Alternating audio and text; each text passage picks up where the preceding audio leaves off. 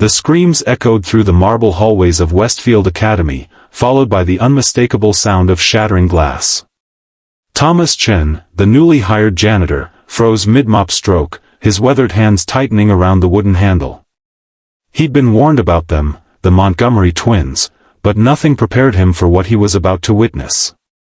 As he rounded the corner, he saw two identical 12-year-old girls with perfect blonde braids standing amid the ruins of what had once been an antique display case, their innocent faces betraying not a hint of remorse.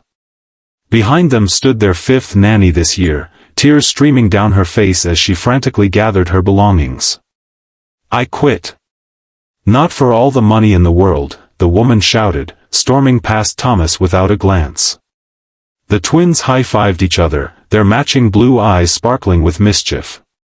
They hadn't noticed Thomas yet, this ordinary man in gray overalls who would soon change their lives forever.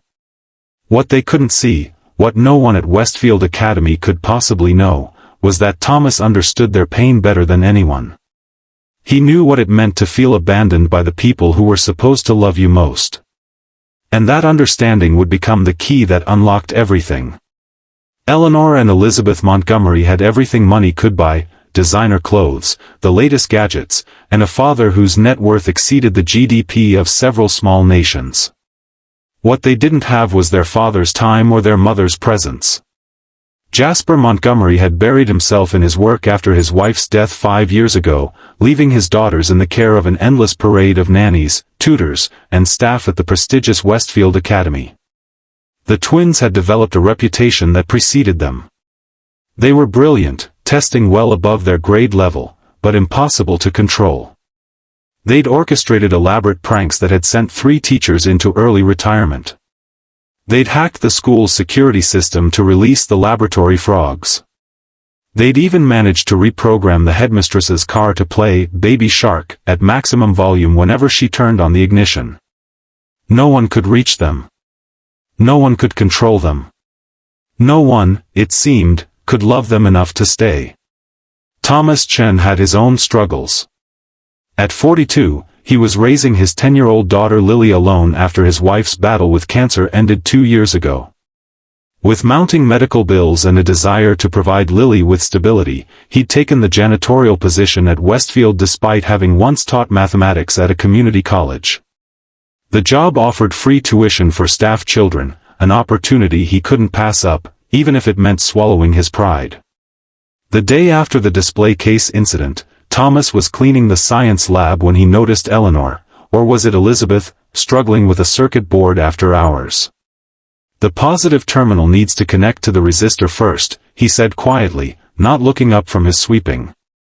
The girl's head snapped up. "What would you know about it?" she challenged, but there was curiosity beneath her hostility. Thomas set his broom aside and approached slowly. "I used to build robots with my daughter. Mind if I take a look?" Suspicion clouded her eyes, but she slid the project toward him. Thomas examined it carefully. "You're trying to create a motion-activated alarm system," he observed. "Pretty advanced for someone your age." "I'm not just someone my age," she retorted. "I'm Eleanor Montgomery." "Nice to meet you, Eleanor Montgomery. I'm Thomas Chen. And this," he made a small adjustment to her wiring, "should solve your problem." When the circuit suddenly lit up and beeped correctly, Eleanor's eyes widened. She quickly masked her surprise with indifference, but Thomas had seen the flash of delight. "Whatever," she mumbled, but as Thomas returned to his cleaning, he noticed her watching him with newfound interest. The next day, both twins appeared in the science lab after hours. Elizabeth, the bolder of the two, marched straight up to Thomas. "Eleanor says you know about circuits. What else do you know?" Thomas continued mopping. "Depends what you're asking about. Math. Physics. How to make a stink bomb that can clear an entire wing of the school." Thomas suppressed a smile. 2 out of 3 isn't bad. Over the following weeks, a strange routine developed. The twins would appear wherever Thomas was working, initially pretending they just happened to be there, eventually dropping the pretense altogether. They'd pepper him with questions, some academic, some mischievous, some heartbreakingly personal. "Why doesn't our dad want to see us?" Elizabeth asked one rainy afternoon as Thomas fixed a leaky faucet in the girls' bathroom. Thomas's hands stilled on the wrench. "What makes you think he doesn't want to see you?" "He's always working," Eleanor said, perched on the edge of a sink. "Even when he's home, he's on his phone or locked in his office." "Sometimes," Thomas said carefully, "people don't know how to handle their pain, so they hide from the things that remind them of it." "We remind him of Mom," Elizabeth whispered. Thomas nodded. "That doesn't mean he doesn't love you. It means he's human and flawed, like all of us." The twins exchanged a look that contained an entire conversation. Thomas had noticed they did that often, communicated without words in a language only they understood. "Your dad isn't perfect," Thomas continued, returning to the faucet. "But neither are the two of you, terrorizing everyone who tries to help you." Eleanor's face flushed. "They don't try to help us. They try to control us." "There's a difference between guidance and control," Thomas said. "One comes from caring, the other from fear." "And which are you doing?" Elizabeth challenged. Thomas smiled. "I'm fixing a faucet. What you do with my words is entirely up to you." The headmistress, Victoria Harrington, noticed the change in the twins before anyone else. The pranks hadn't stopped entirely, but they'd become less destructive, more clever than cruel. And the twins had started participating in class, their hands shooting up to answer questions, their homework submitted on time. "Mr. Chen," she called out one morning, catching Thomas as he replaced light bulbs in the main hallway. "A word, please." Thomas followed her into her office, anxiety tightening his chest. He needed this job. Lily was thriving at Westfield, making friends for the first time since her mother's death. "I've noticed you spending time with the Montgomery twins," Headmistress Harrington said, her expression unreadable.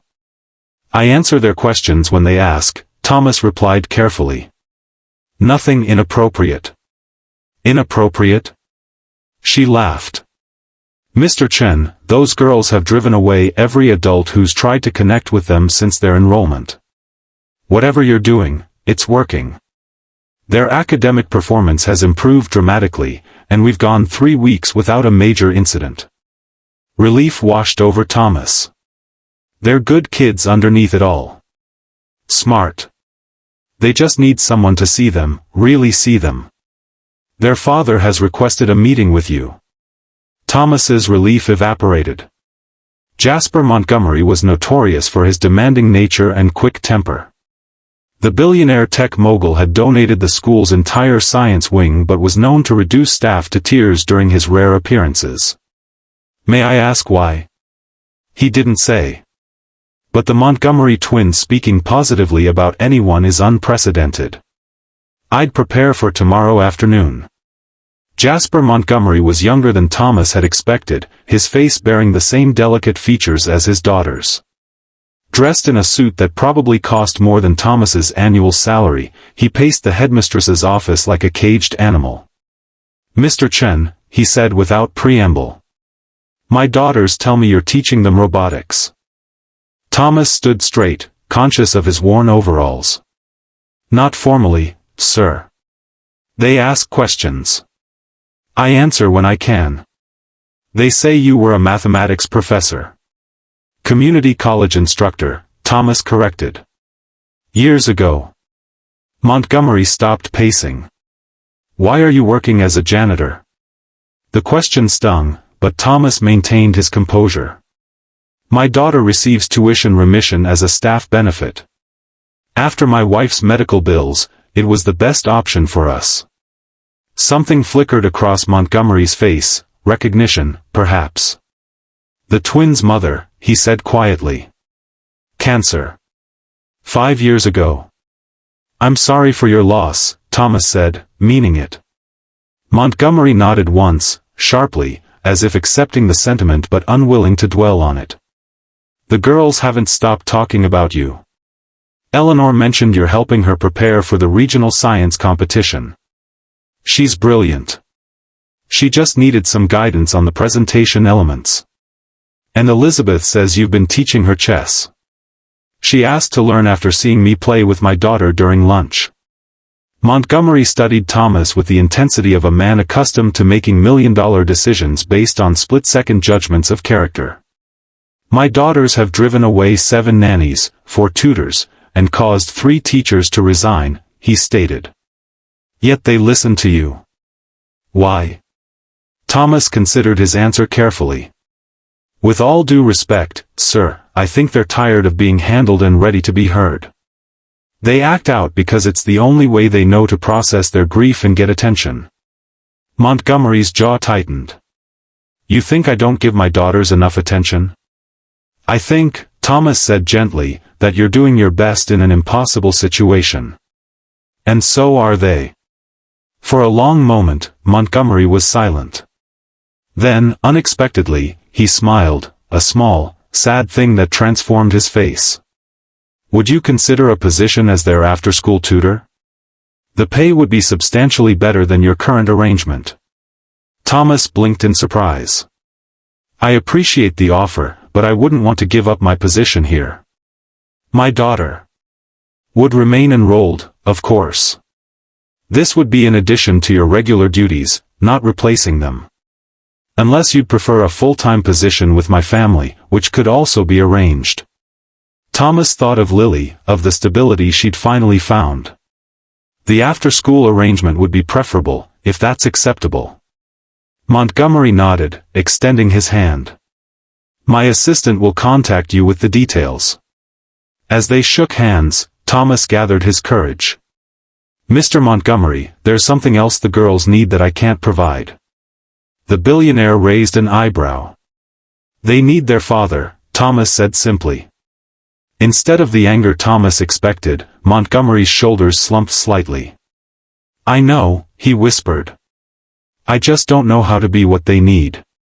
You start by showing up, Thomas said. The rest, you figure out together.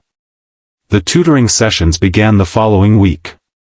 3 afternoons a week, Thomas would finish his janitorial duties and meet the twins in the Montgomery home, a sprawling mansion that made Thomas acutely aware of the vast difference in their circumstances. The girls were different on their home turf, more vulnerable, less guarded. Thomas learned that Eleanor played the violin beautifully but hated performing. Elizabeth was writing a fantasy novel but hid the pages whenever anyone came near. Both girls kept their mother's photographs by their beds and wore her perfume on difficult days.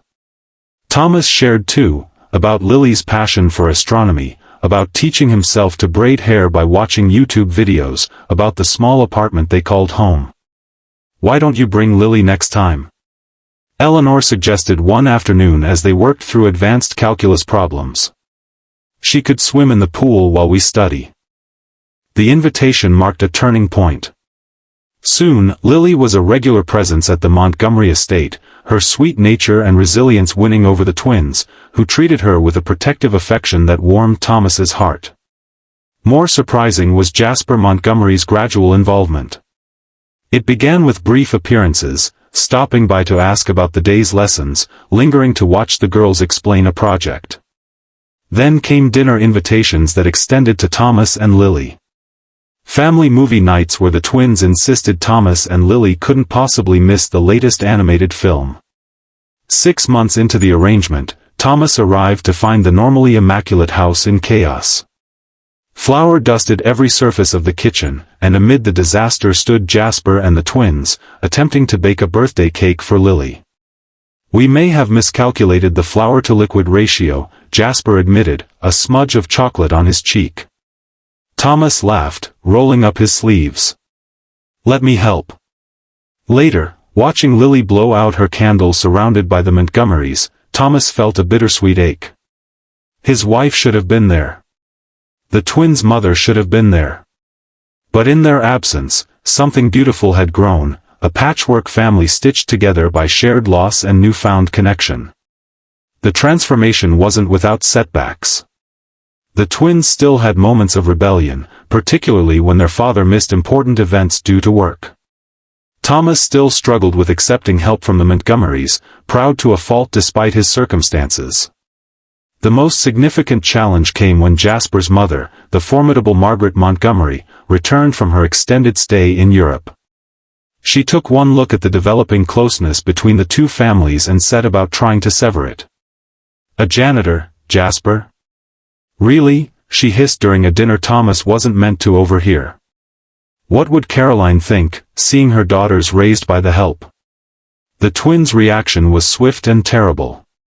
They reverted to their worst behaviors, driving away their grandmother with a series of increasingly elaborate pranks that culminated in releasing a harmless garden snake in her bedroom. Thomas found them hiding in the treehouse afterward, their faces streaked with tears. "She said Mom would be ashamed of us," Elizabeth sobbed. "For liking you and Lily." Thomas climbed up, his heart heavy. "Your grandmother is afraid of change. She's afraid your father and you girls might not need her if you have other people in your lives." "We don't need her," Eleanor said fiercely. "She's mean and she smells like old perfume." Despite himself, Thomas smiled. "Family is complicated. Your mother would want you to be happy and loved. She wouldn't care who provided that love as long as it was genuine." "How do you know?" Elizabeth challenged. "Because that's what I want for Lily," Thomas said simply. "And I imagine your mother and I would agree on the important things." The conversation with Jasper that evening was more difficult. "My mother has certain expectations," he explained, looking uncomfortable. "The family name, our position in society." "I understand," Thomas interrupted. "If you'd prefer I step back." "No," Jasper said firmly. "That's not what I want. The girls need you. And frankly, so do I." Thomas raised an eyebrow. "You've taught me how to be a father again," Jasper admitted. "I can't go back to how things were."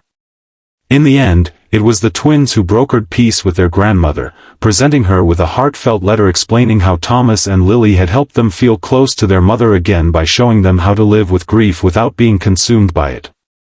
Margaret Montgomery might have been stubborn, but she wasn't heartless. Watching her son laugh with his daughters for the first time in years softened her opposition, even if she never fully embraced the unusual arrangement. 2 years passed. The twins, now 14, had blossomed into confident, kind young women who still occasionally engineered brilliant pranks but channeled most of their energy into positive pursuits. Eleanor had won the National Science Fair with a project on renewable energy. Elizabeth had published her fantasy novel through a young authors program. Thomas had accepted Jasper's offer to fund his return to graduate school, working toward a teaching credential that would allow him to join Westfield's faculty properly. Lily had found in the twins the big sisters she'd always wanted. And Jasper, perhaps the most transformed of all, had restructured his entire company to allow him to be home for dinner every night, to attend school functions, to coach the girls' robotics team alongside Thomas. On the anniversary of Caroline Montgomery's death, the two families stood together at her grave, placing flowers and sharing memories. As the twins recounted stories of their mother, Thomas felt Jasper's hand on his shoulder. "She would have liked you," the billionaire said quietly. "She would have seen what I was too blind to see, that what the girls needed wasn't more privilege or protection, but presence. Someone who could meet them where they were and love them through their pain, not despite it." Thomas nodded, thinking of his own wife, of how she would have embraced the Montgomerys as family without hesitation. "We all did what we could with what we had," he replied. "That's all anyone can do." As they walked back to their cars, the twins linked arms with Lily, their laughter carrying on the spring breeze. Behind them, Thomas and Jasper followed, two fathers from different worlds, united by love for their children and the understanding that family isn't always what you're born into, but what you build together, one day at a time. In the end, no one had controlled the billionaire's twin daughters. Thomas had simply shown them, and their father, how to control themselves, by remembering.